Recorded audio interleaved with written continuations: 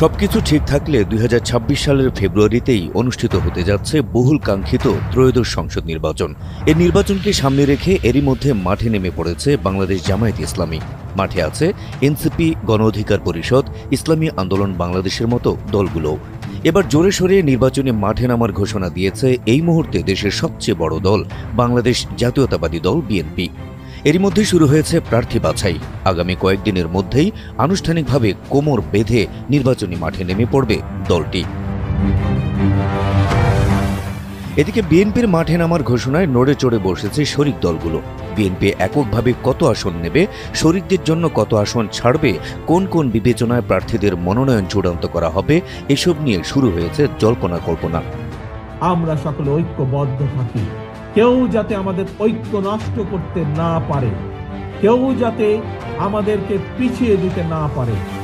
সম্প্রতি প্রার্থী বাছাই এবং শরিকদের সঙ্গে আসন ভাগাভাগি নিয়ে একটি জরুরি বৈঠক করেছে বিএনপির হাইকমান্ড, যে বৈঠকে ভার্চুয়ালি উপস্থিত ছিলেন তারেক রহমানও।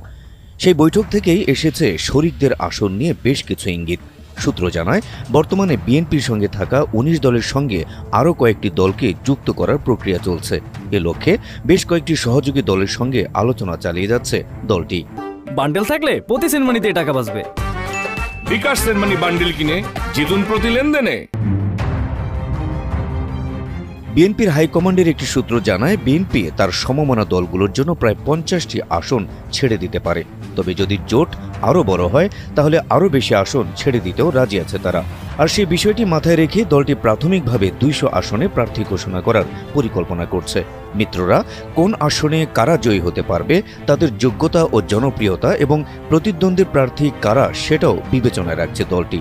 মিত্রদের মধ্যে যাদের মনোনয়ন দেয়া যাবে না তাদের অন্যভাবে মূল্যায়ন করার প্রতিশ্রুতি দেবে বিএনপি। আবার যারা বয়সের কারণে সরাসরি নির্বাচনে অংশ নিতে চাইছেন না তাদের অন্যভাবে সম্মানিত করার চিন্তাও রয়েছে দলটির।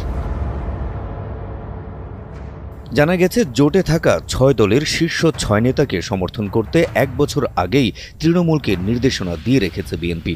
সহযোগী দলের শীর্ষ সেই ৬ নেতা হলেন জাতীয় সমাজতান্ত্রিক দলের সভাপতি আসম আব্দুর রব, নাগরিক ঐক্যের সভাপতি মাহমুদুর রহমান মান্না, গণসংহতি আন্দোলনের প্রধান সমন্বয়ক জোনায়েদ সাকি, গণ অধিকার পরিষদের সভাপতি নুরুল হক নূর ও সাধারণ সম্পাদক রাশেদ খান এবং বাংলাদেশ জাতীয় দলের চেয়ারম্যান সৈয়দ এহসানুল হুদা।